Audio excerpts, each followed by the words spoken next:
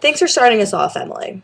In addition to what Emily said, I'm going to continue discussing why it is beneficial for children of all ages to own a cell phone.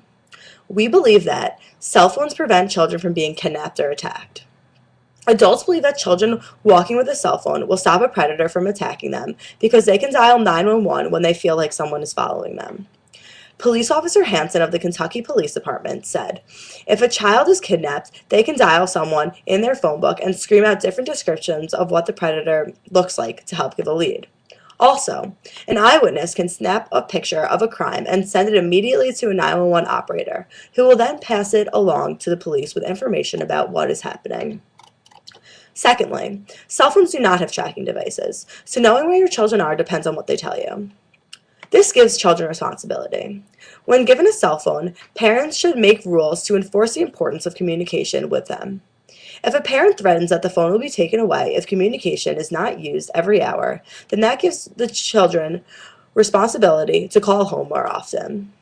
Although cell phones may not have tracking devices, children are more inclined to answer a phone call from their parents when they are calling them than to find a phone to call them on.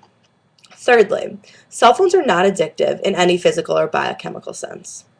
Using them may be psychologically addictive, but just about any enjoyable activity can be addictive. People can become addicted to television, Facebook, video games, junk food, sex, sports, and instant messaging. Cell phones also teach children time management. If children are on their phones 24/7, they won't have time to complete assignments for school. And if that is the case, then this will teach them time management skills. Yes, you could be addicted to cigarettes because they contain nicotine, a substance which causes physical addiction. But cell phones don't have any chemical interactions with the body. They might just be fun to use. Fourthly, some parents don't get their children cell phones because they believe children are becoming illiterate due to the high use of them. But children are not becoming more illiterate. Recent media stories have played out two sides of an ancient argument. As Socrates takes on the invention of writing, he states, it will create forgetfulness in learners' souls because they will not use their memories. They will trust to the external written characters. Because of this, children need to learn when it is appropriate to use text message lingo and when it is required to use proper English. Cell phones are not making children illiterate, they're making children lazier. And lastly, some might say cell phones can lead to bullying. But unlike bullying before cell phones, it is difficult to get people to listen to you without proof.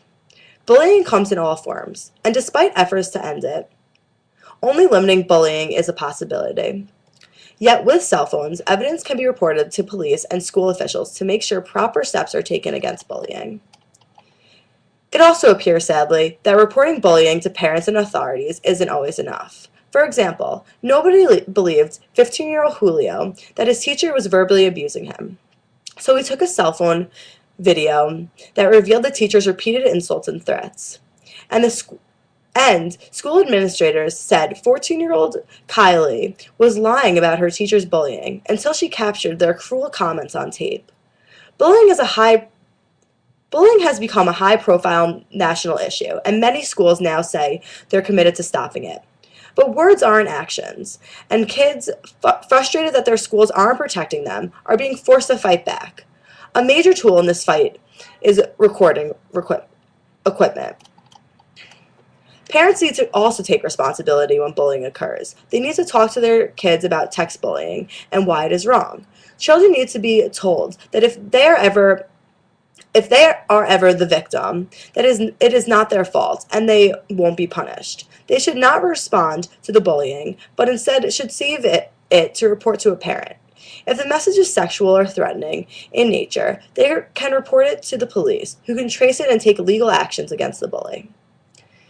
These are the many reasons we believe that children of all ages should have cell phones. Cell phones make parents' lives much easier so they don't have to worry about their children's safety at all moments of the day.